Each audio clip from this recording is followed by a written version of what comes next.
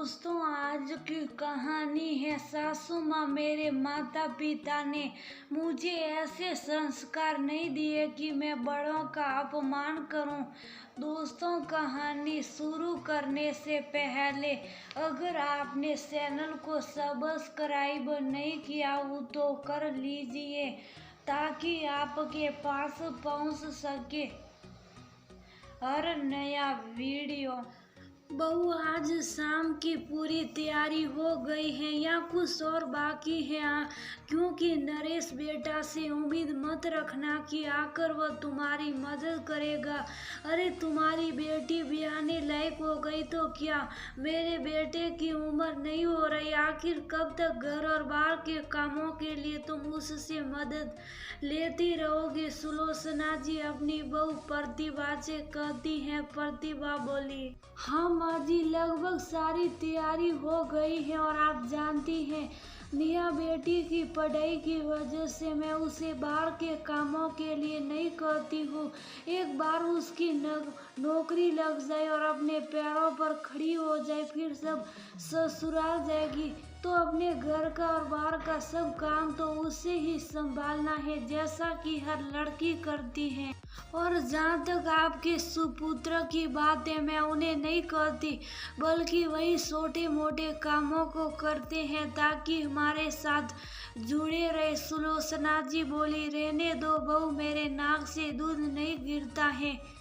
मुझे भी पता है, बस अपनी बेटी को समझा देना कि लड़के वालों के पास ऊंची आवाज में और जरूरत से ज्यादा ना बोले। हाय मेरा बेटा, जब उसका थका हारा चेहरा देखती हूँ तो उस पर दया आती है। कम से कम निया की शादी हो जाएगी तो उसका थोड़ा बोझ हल्का हो जाएगा। वो कहता भले नहीं है, पर उसकी परेशानी मैं समझती हूँ। आखिर माँ हूँ, मैं नहीं समझूंगी तो कौन समझेगा? तभी नरेश जी घर में प्रवेश किए और बोले, माँ कौन परेशानी? अरे, खुशी का मौका है, फिर परेशानी की बात क्यों हो रही है? और मेरी बेटी मेरे लिए बोझ नहीं है, वो तो मेरा गुरूर है। आप तो बस अपनी पोती को आशीर्वाद दीजिए। ये लो प्रतिभा, समोसा, जलेबी और रबड़ी भी ला दिया हो। अब तुम्हें शाम में ज्यादा कुछ बनाने की जरूरत नहीं पड़ेगी। सुलोचना जी तीसरी नजर से प्रतिभा की तरफ देखी तो प्रतिभा बोली, माँ जी, मैंने इन्हें कुछ भी लाने के लिए नहीं कहा था। सुलोचना जी बोली, क्या बात है नरेश, आज तुम जल्दी कैसे आ गए? फिर से बस बदल कर आए होंगे, देखो चेहरा कैसे लाल हो गया है। नरेश जी हंसकर बोले, माँ, आपका बेटा बूढ़ा होने को आया है, मेरी चिंता छोड़ दो। अरे, बेटी को लड़के वाले देखने आ रहे, मुझे भी तो फीलिंग आने दो कि मैं भी अब ससुर बनने वाला हूँ। इतना कहकर नरेश जी हंसते हुए कमरे में हाथ मुंह धोने चले गए। इधर सुलोचना जी बुदबुदाने लगी। सब अपने अपने काम में लगे थे। तभी निया अपने कमरे से पढ़कर निकली और सोफे पर बैठकर टीवी देखने लगी। सुलोचना जी बोली, हे भगवान, कैसे बिखरे बाल और चेहरा लेकर टीवी देख रही हैं। यह सब तैयारियों में लगे हैं और तुम्हें कोई तैयारी नहीं करनी? निया हंसकर बोली, दादी, तैयारी तो लड़के वाले करके आएंगे क्योंकि परीक्षा तो उनकी ली जाएगी। सुलोचना जी आलस्य से बोली, लड़के वालों की परीक्षा कैसे ली जाएगी और कौन लेगा उनकी परीक्षा? निया हंसकर बोली, मेरी प्यारी दादी, अब जिसको परीक्षा देनी होती है परीक्षा भवन तक जाता है। मैं तो जा नहीं रही हूँ, लड़के वाले आ रहे, इसका मतलब परीक्षा तो उन्हें देनी है ना। और क्या खराबी है मेरे चेहरे में? मैं बिल्कुल आपकी जैसी सुंदर तो दिख रही हूँ। इतना कहकर निया हंसने लगी। सुलोचना जी सोची, अभी संगति दिखाने से कई पोती विरदो न कर दे तो बड़े प्यार से हुआ ने कहा, मेरी लाडो में इसलिए कह रही हो कि ना जाने लड़का कैसा दिल डोल वाला होगा। मेरी पोती किसी से कम नहीं लगनी चाहिए। तो जाओ, मैं तुम्हारे लिए चंदन का लेप बना दी हूँ, उसे लगाकर ठंडी हवा में बैठो। क्या टीवी के सामने अपने आँखों को काला कर रही हो? जाओ। नेहा मुस्कुराने लगी। तभी प्रतिभा आई और नेहा से बोली, बेटा दादी जो कह रही है मान लो ना। नेहा जानती थी अगर वह सवाल जवाब करेगी तो माहौल खराब होगा, इसीलिए वह चुपचाप चंदन का लेप लेकर अपने कमरे में चली गई। शाम में अफरा तफरी मची थी, मानो शादी का घर हो। नरेश जी बोले, माँ आप खुद भी परेशान होती हैं, सबको परेशान कर देती हैं। लड़के वाले बस नेहा से मिलने आ रहे, तो आराम से बैठिए। कुछ ही देर में दीपक अपनी मां कामिनी और पिता कौशल जी के साथ आया। दोनों परिवार एक दूसरे से अपने मन की जिज्ञासा जान रहे थे। तभी नेहा सलवार कुर्ते में मुस्कुराते हुए बड़े ही आत्मविश्वास के साथ कमरे में आई। चाय की ट्रे प्रतिभा के हाथों में देख सुलोचना जी प्रतिभा से धीरे से बोली, बहू ये क्या उल्टी गंगा बहा रही हो? बेटी की जगह क्या तुम डोली में बैठोगी? नेहा धीरे से बोली, दादी सबको पता चलना चाहिए कि चाय मैंने नहीं बल्कि माँ ने बनाई है, और मैं कोई दिखाने की चीज नहीं हूँ कि लोग मुझे सजा कर यहाँ लाएंगे। सुलोचना जी बस भगवान को याद कर रही थी। कामिनी जी को एक नजर में नेहा बहुत पसंद आई। चाय पानी पीने के बाद उन्होंने नेहा से पूछा, खाना बनाने आता है? घर के काम काज कौन करता है? बाहर जाकर खरीदारी खुद कर सकती हो?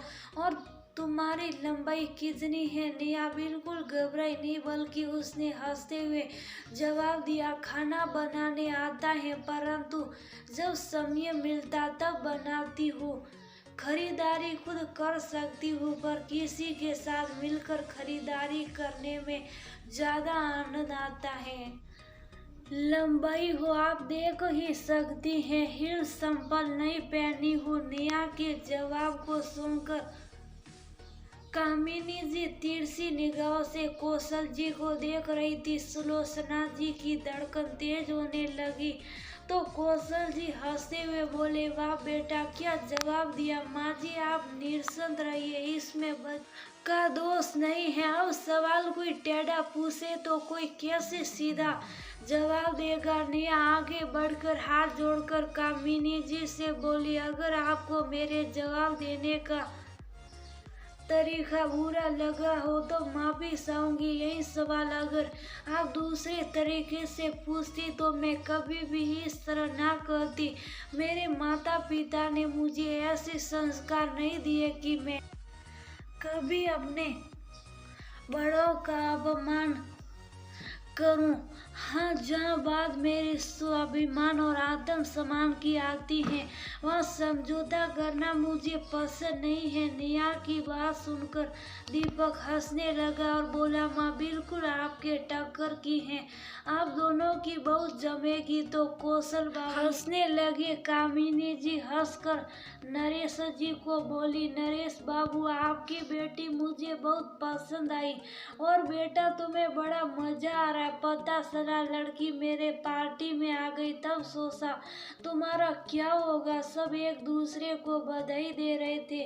तभी नेहा बोली, होने वाली सासू माँ मेरे मम्मी पापा तो इतने सीधे हैं कि वो ना आपसे ना आपके बेटे से कोई सवाल करेंगे, क्योंकि उन्हें जितना पता लगाना था वो उन्हें लगा लिया। तो क्या मैं अपने होने वाले पति से कुछ पूछ सकती हूँ? सभी हैरानी से नेहा की तरफ देखने लगे, क्योंकि किसी ने कल्पना भी नहीं की होगी कि नेहा कुछ ऐसा बोलेगी। सुलोचना जी बोली, बेटा सब कुछ तो तय हो गया है, तो तुम्हें क्या पूछना है? नेहा मुस्कुराकर बोली, क्यों दादी, मेरे घर में आकर मेरी परीक्षा ले ली गई और मैं अपनी जिंदगी का फैसला किसी और के हाथों में दे दूं, क्या मैं कुछ नहीं पूछ सकती? कामिनी जी बोली, बेटा तुम ये मत सोचना कि मैं कड़क सास हूँ, मैंने तो बस माहौल को सहज बनाने के लिए मस्ती मजाक किया था। कौशल बाबू बोले, कामिनी अगर बच्ची के मन में कोई प्रश्न है और वो पूछना चाहती है तो पूछने दो, पूछो बेटा। मेरा बेटा ये परीक्षा देगा। दीपक मुस्कुराकर नेहा की तरफ देखा। दीपक का यूं मुस्कुराकर आंखों ही आंखों में हर सवाल के लिए तैयार हो ना नेहा को भाग गया। नेहा मुस्कुराकर बोली, जब तक मैं अपने लक्ष्य को ना पालूं क्या आप विवाह के लिए रुकेंगे? जब कभी मेरी तबीयत खराब हुई तो क्या रसोई में आप मेरी मदद करेंगे? बाहर जब हम एक साथ निकलेंगे तो आप ओहदे को नहीं हमारे रिश्ते को महत्व देंगे, और जितना मान और अपनापन मैं आपके परिवार और घर को दूंगी क्या उतना ही मुझे और मेरे परिवार को मिलेगा? अगर हाँ तो ये रिश्ता मुझे मंजूर है। सुलोचना जी बोली, सार किताबें क्या पढ़ ली? क्या हो गया है इस लड़की को? क्या कोई ऐसे सवाल पूछता है? कौशल बाबू ताली बजाने लगे और बोले, वाह बेटा तुम तो बहुत ही समझदार हो। तुमने जो भी सवाल किए सब जायज थे। अब हमें अपने परिवार के लिए कोई चिंता नहीं। हर बेटे के माँ बाप को भी अपने बेटे की शादी के बाद चिंता होती है कि कैसी लड़की आएगी जो घर को एक धागे में बांध सके। कामिनी जी हंसते हुए बोली, हमें तुम पर पूरा भरोसा है कि तुम हमारे परिवार के लिए ही बनी हो। छोटी मोटी बातों तो हर घरों में होती हो तो जिंदगी का मजा कैसे आएगा? इतना कहकर कामिनी जी ने प्रतिभा जी को गले से लगाया और कौशल बाबू नरेश जी को गले लगा दिए। सब एक दूसरे को बधाई दे रहे थे। दीपक ने मुस्कुराकर नेहा की तरफ देखा और बोला, आपके हर सवाल का जवाब मेरी तरफ से हाँ है। उम्मीद करता हूँ मैं परीक्षा में पास हुआ। जो कुछ कमी होगी वह आपसे सीख कर पूरे नंबर से आगे भी पास होता रहूँगा। दीपक शर्मा गई और अंदर चली गई। कुछ देर बाद दोनों परिवारों की रजामंदी हुई और नेहा को अपनी पढ़ाई पूरी करने के लिए वक्त दिया गया। नेहा और दीपक फोन पर एक दूसरे से बातें करते रहते थे। करीब 4 महीने बाद नेहा की परीक्षा खत्म हो गई। फिर उसने इंटर्नशिप की और उसे नौकरी भी मिल गई। फिर तो दोनों परिवारों में हर्षोल्लास के साथ शादी की तैयारियां शुरू की गई। वह दिन था और आज का दिन। नेहा ने कभी भी अपने आत्म सम्मान के साथ समझौता नहीं किया, क्योंकि उसका मानना था विषयों की परीक्षा फिर से दी जा सकती है, परंतु जीवन की परीक्षा बार बार नहीं दी जा सकती। इसीलिए खुलकर अपनी बात को कहने में ही भलाई है।